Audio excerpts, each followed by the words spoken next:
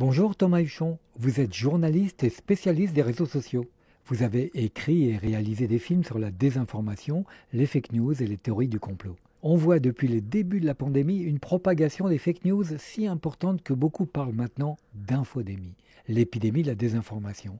Quelles sont les fake news sur la Covid-19 auxquelles vous avez été le plus confronté ? Il y a beaucoup de choses qui ont circulé et on a vu en fait à la fois une progression de la réponse sanitaire et étatique et en même temps une progression des messages de fausses informations qui ont circulé. Au début, c'était l'origine du virus. Le virus a été créé en laboratoire, il a été fabriqué par l'Institut Pasteur. On a même un ancien prix Nobel de médecine qui nous a expliqué qu'il y avait des morceaux de sida qui avaient été incorporés au coronavirus et donc c'était la preuve qu'il avait été fondé en laboratoire. Et en fait, plus on a avancé dans le temps et plus les fake news sont venus répondre aussi comme une espèce de drôle d'écho à l'actualité. Donc on a eu les masques ça ne marche pas, on a eu ensuite la maladie ne fait pas de mort, il y a toute la campagne sur la fin du premier confinement dans tout un tas de pays du monde, mais aussi en France qui était Film Your Hospital. Donc c'était des internautes qui allaient filmer des couloirs d'hôpitaux vides et qui expliquaient que comme les hôpitaux étaient vides, ça voulait dire qu'il n'y avait pas de mort et donc que cette pandémie n'existait pas. Et à partir du moment où la réponse sanitaire a commencé à balbutier un petit peu, on a vu d'autres thèmes. Alors bien entendu, il y a eu l'histoire de l'hydroxychloroquine. L'hydroxychloroquine a été interdite par le gouvernement français dans une complicité dingue avec l'industrie pharmaceutique afin de forcer les gens à acheter soit des médicaments, soit un vaccin très très cher plutôt que d'utiliser l'hydroxychloroquine qui est utilisée depuis des années et qui est pas cher du tout. À chaque fois, tous ces mensonges ont été déconstruits de manière très précise par des services de fact-checking de tous les très grands médias et pourtant elles continuent à essaimer. Et au-delà des fake news, on a aussi vu des théories du complot, c'est-à-dire des discours qui regroupent plusieurs fake news pour en faire une espèce de vision idéologique. Et donc là, vous allez retrouver un peu des thèmes qu'on connaît bien, qui sont l'apanage des extrêmes politiques. Donc on cherche de grands responsables. Ces grands responsables sont des milliardaires, les élites, les francs-maçons. Donc on a eu Bill Gates, on a eu bien entendu George Soros. Donc on trouve aussi une espèce de fondement un peu antisémite dans toutes ces thèses et théories du complot qui ont essaimé. Et donc là, on les rend carrément responsable de l'invention de la pandémie et on crée là-dessus une vision idéologique. Tout ça est un plan global afin soit d'asservir les populations, soit d'éliminer une partie de la population mondiale. Et l'un des autres éléments qu'on a beaucoup vu circuler, c'est la 5G. Donc la technologie téléphonique de 5e génération serait en fait la vraie responsable de la propagation de la maladie ou pour d'autres complotistes, ça serait en fait, on vous glisserait au moment de la vaccination une puce 5G sous la peau qui permettrait de vous traquer, de vous suivre, de monitorer la totalité de vos faits et gestes. Sur cette puce 5G, il y a un truc assez rigolo qui est sorti dans les derniers jours et qui a beaucoup essaimé dans tout un tas de pays. Des complotistes ont récupéré le schéma du circuit imprimé d'un instrument électronique et ont expliqué que c'était le schéma du circuit imprimé de cette fameuse puce 5G secrète qu'on allait glisser sous votre peau. En fait, il ne s'agit pas du tout d'un schéma d'une puce 5G, il s'agit d'une pédale pour guitare électrique. La pédale Metal Zone de Boss, que les guitaristes connaissent bien, parce que c'est un immense succès commercial, et qui a, aux yeux des complotistes, l'immense désavantage de pousser la fréquence de la corde de guitare à 5 GHz, donc 5G, et donc du coup, c'est la puce 5G. Tous ces délires, ils peuvent nous faire rire, mais en fait, ils devraient nous inquiéter. Ils devraient nous inquiéter parce que, quelque part, les populations, en tout cas une partie de la population, vit dans un autre monde, dans un monde parallèle où les informations ne ressemblent pas du tout à ce que nous connaissons nous. Et il y a un moment où il y a un vrai risque que ce monde-là ne soit pas capable de vivre avec le reste du monde. Et que tous ces mensonges, tous ces délires, ça amène les gens à des comportements violents. Regardez, en ce moment, vous avez toute une partie de la France qui est privée d'ondes radio. En Corrèze, il y a plus d'1,5 million de Français qui n'ont plus accès à la TNT ni à la radio depuis hier. Pourquoi ? Parce que des dingos ont pensé qu'il fallait détruire les antennes 5G parce qu'elles étaient responsables de la propagation du coronavirus. Donc là, on a quand même quelque chose de très concret. On a un passage à l'acte dans la vie réelle de gens qui ont été désinformés sur les réseaux et qui du coup tombent dans un immense piège qui leur est tendu. Ils sont manipulés, ils ont aussi une part de responsabilité à croire à tout cela, en tout cas à pas s'interroger plus vis-à-vis de tous ces mensonges. Est-ce que cette situation peut déclencher une guerre finalement ? On se souvient de 1933, de l'Anschluss, de l'Autriche, du discours du parti nazi qui a progressé grâce à ces mensonges. C'était déjà le même phénomène en réalité et sans Internet à l'époque. Déclencher une guerre, moi je crois que c'est totalement possible. Après, j'ai toujours un peu peur parce que en général, quand je dis un truc comme ça, c'est à fait la prophétie grecque. Ça se réalise. Moi, quand le 17 septembre dernier, j'ai dit dans une chronique que le problème de Facebook et de l'utilisation par Trump de ce réseau, c'est que ça allait amener des gens à refuser le résultat des urnes et à potentiellement faire des actions violentes, j'aurais préféré avoir tort. En tout cas, ce qui est sûr, c'est qu'il y a un certain nombre d'études scientifiques très sérieuses depuis 4 ou 5 ans qui montrent qu'il y a une corrélation entre la diffusion de messages de haine sur les réseaux sociaux et des passages à l'acte violent dans la vraie vie. On a une étude qui concerne la Birmanie où quand les chefs de la junte birmane diffusaient sur Facebook des messages anti-Rohingya, ça entraînait des comportements et des actes de génocide contre les populations Rohingya en Birmanie. On a à peu près le même genre d'étude qui a été menée en Allemagne sur l'AfD, Alternative für Deutschland, donc le parti d'extrême droite allemand. Et en gros, on faisait une corrélation entre les pages locales de ce parti, AfD Dresde, AfD Tübingen, AfD Berlin Sud, et les relevés de la police sur les actes anti-musulmans ou islamophobes dans la société allemande dans les jours qui suivaient la publication de ces messages. On voit une corrélation très claire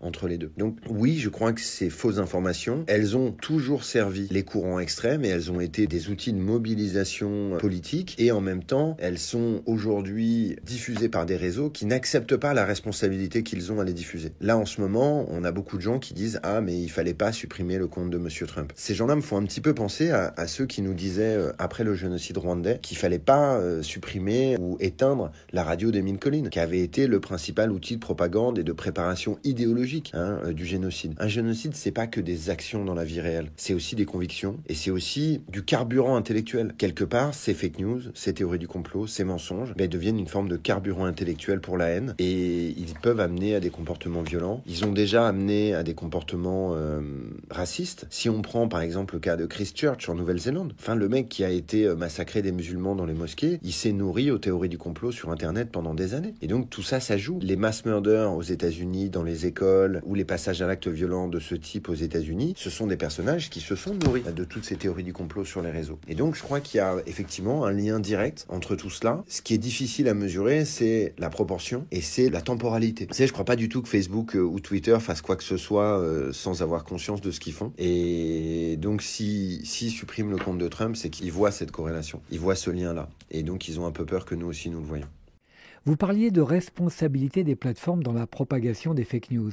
En quoi consiste-t-elle? Comment une fake news se propage-t-elle sur les réseaux sociaux? Grosso modo, il y a deux problèmes. Il y a un premier problème qui est leur structuration, la manière dont elles fonctionnent, leur modèle économique. Il y a une deuxième chose qui est le jeu des algorithmes. Le premier problème qu'elle nous pose, c'est que quand on crée un monde dans lequel il y a un peu une forme d'indivision, c'est-à-dire que tous les contenus se valent, des petits chats comme des croix gammées, ça n'a pas beaucoup d'importance. Tout ce qui compte, c'est l'attention qu'on va capter chez vous, c'est-à-dire la capacité du réseau social à vous maintenir sur le réseau social, parce que plus vous vous maintenez sur le réseau social, plus vous donnez d'informations sur vous, plus ces informations sont utilisées et plus ils vont vendre des publicités et donc gagner de l'argent. Donc dans cette logique-là, où la captation de l'attention est la seule vraie valeur cardinale, ça nous pose un problème. Parce que dans cette logique-là, il y a des gens qui gagnent et il y a des gens qui perdent. Ceux qui gagnent sont les populistes parce qu'ils sont sur des discours qui font appel à la colère, à la violence, qu'ils utilisent des choses qui sont plus choquantes, qui sont plus clivantes. Et donc du coup, ça joue sur notre cerveau. Et comme les plateformes l'ont compris, elles jouent de cette manière-là sur nos cerveaux pour capter notre attention. Et la deuxième chose, ce sont les algorithmes qui vont jouer un jeu un peu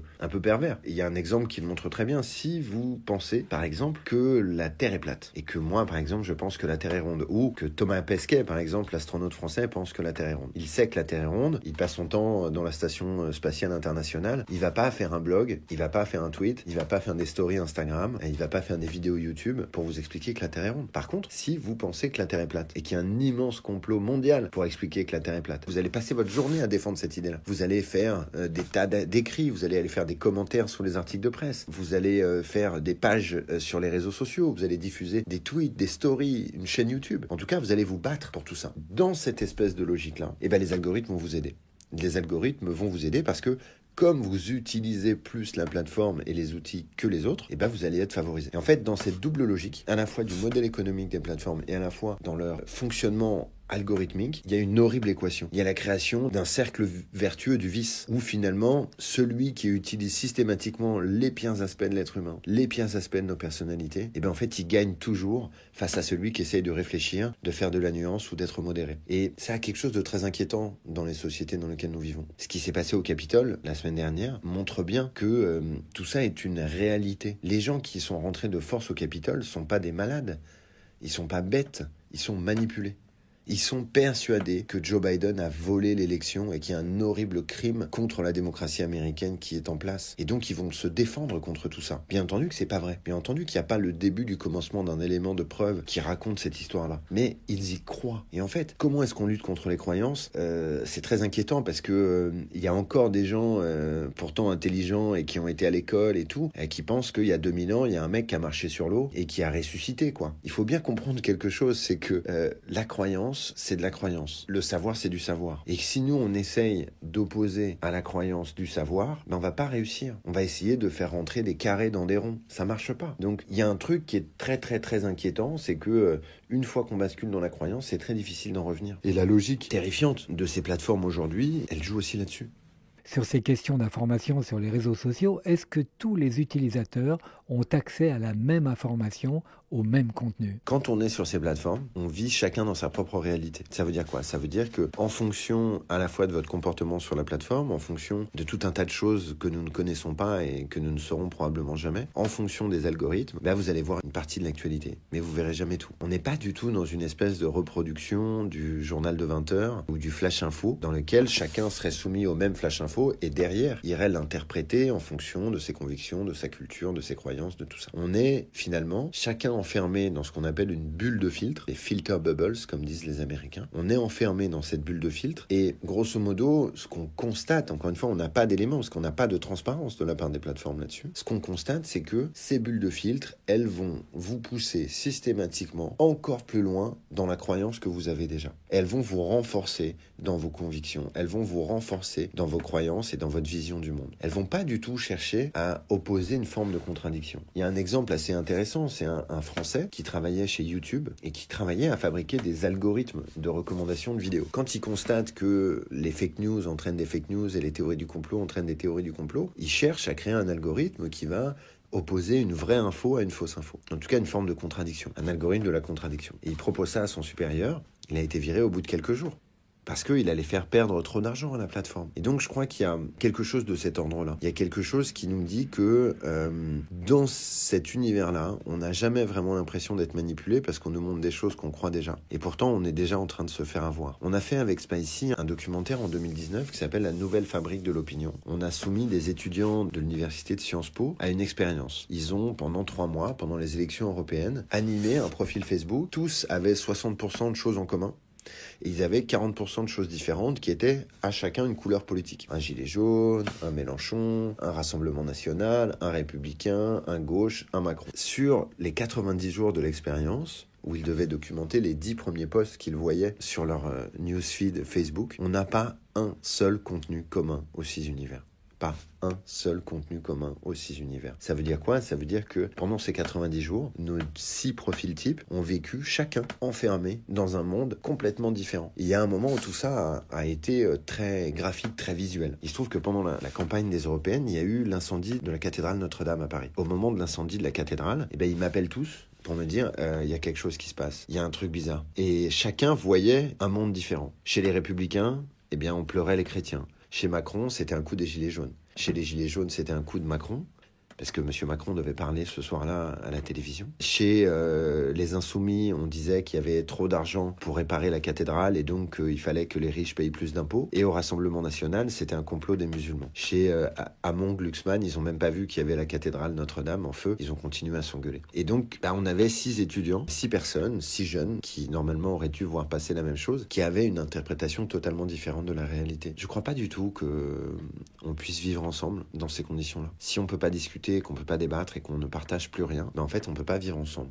Et le vrai risque, il est là, que ces plateformes qui devaient nous connecter, nous permettre de nous faire des amis, en fait, elles nous ont isolés, chacun sur une espèce de petit précaré d'île déserte. Et en fait, on est chacun sur une île déserte, on a tous l'illusion que l'île est peuplée de gens qui pensent comme nous. Parce que finalement, c'est aussi ça la grande force de ces algorithmes et de ces systèmes de manipulation intellectuelle. C'est que quelque part, ils sont capables de retrouver 50 personnes qui pensent comme vous, de vous mettre en lien avec eux, ou en tout cas de vous mettre en lien avec ce qu'ils pensent et ce qu'ils partagent, et du coup, vous donnez l'illusion que tout le monde pense comme vous. Je vais prendre l'exemple des QAnon, les gens qui, aux États-Unis, pensent qu'il y a un complot pédophile sataniste mondial qui dirige la planète en secret. Il n'y a pas le début du commencement d'une preuve. Il n'y a pas de réseau pédophile sataniste mondial qui dirige le monde en secret. C'est pas vrai. Mais pourtant, ils sont persuadés que c'est vrai. Et pourquoi ils sont persuadés que c'est vrai? Parce qu'ils voient passer plein de choses qui vont dans ce sens-là, des mensonges, bien sûr, mais aussi parce qu'ils se retrouvent dans des groupes dans lesquels tout le monde pense comme eux. Et en fait, cette logique, elle existait dans la vie réelle. Parce que dans les partis politiques,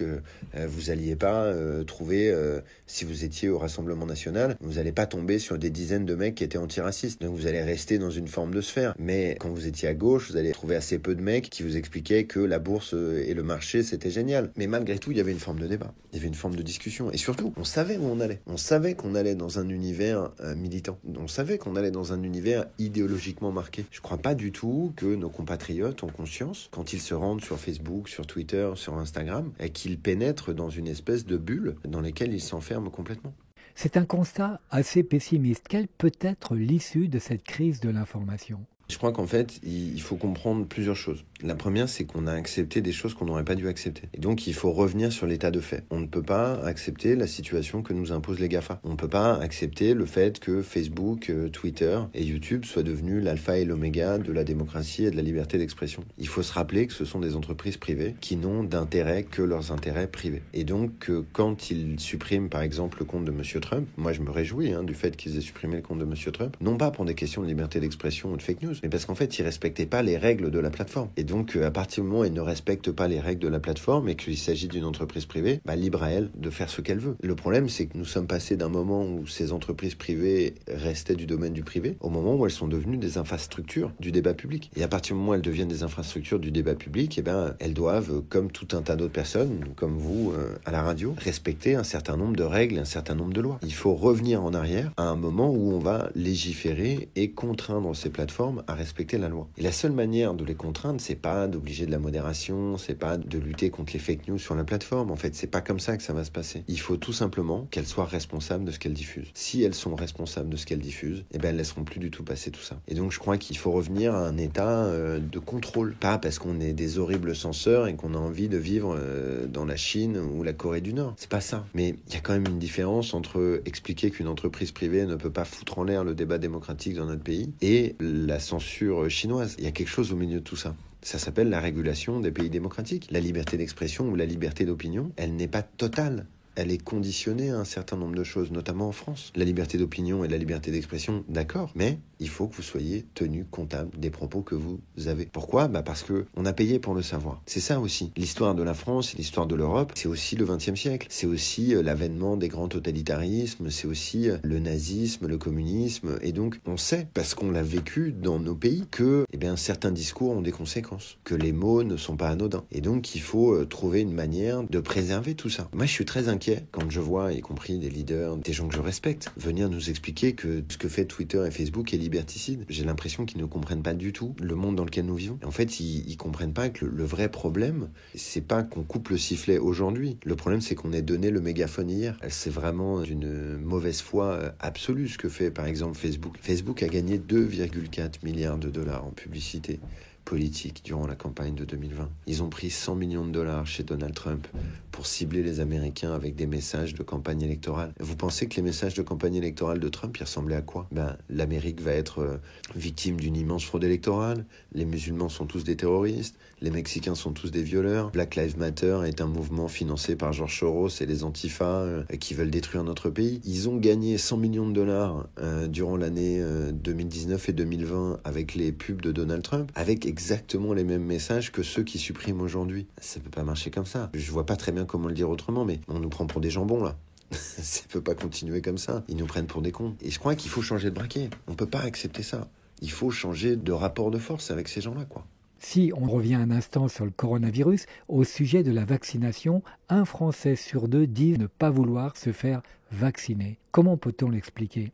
Le problème pour tous ces gens qui refusent la vaccination, c'est encore une fois parce qu'ils sont désinformés. Et donc, il y a 30 ans, si vous vouliez vous faire vacciner, en tout cas que vous aviez des questions là-dessus, vous posiez la question à votre pharmacien, vous posiez la question à votre médecin, et du coup, vous aviez une réponse qui n'était pas forcément parfaite, mais qui était quand même basée sur un certain nombre de faits scientifiques avérés. Aujourd'hui, quand on pose une question à Google, on a systématiquement une mauvaise réponse. Et en fait, c'est ça le problème. Le problème, c'est qu'aujourd'hui, plutôt que d'interroger des personnes qui savent, on va se tourner vers ceux qui ont le plus envie de parler. C'est pas toujours la meilleure équation, c'est pas toujours la meilleure manière d'obtenir des informations fiables. Plus de 70% des jeunes déclarent utiliser les réseaux sociaux, entre autres pour s'informer. Quelle peut être la solution pour cette nouvelle génération ? Il y a une vraie lueur d'espoir pour les gamins en allant dans les écoles. Et en même temps, il y a un autre élément, c'est qu'on ne pourra pas faire l'économie de former les adultes. Et donc, il y a à mon avis un gros travail à faire dans les entreprises parce que c'est le seul endroit où on a encore une forme de levier. Les jeunes, c'est inquiétant parce qu'ils s'informent que sur Internet, donc du coup, ils vont tomber là-dedans. Mais toutes les études le montrent que, par exemple, pendant la campagne de 2016 aux États-Unis, 60% des fake news sur les réseaux étaient propagés par des plus de 60 ans. Et je pense que vous l'avez tous vu au moment du mois de décembre et tout, c'est tonton conspire et tata anti-vax qui vous abreuvent de messages sur WhatsApp. Regarde, hold up, c'est génial, enfin une investigation sérieuse. Je crois vous avez raison, l'éducation sera la seule béquille sur laquelle nous pourrons nous appuyer. J'espère juste qu'elle ne sera pas une cautère sur une jambe de bois. Merci Thomas.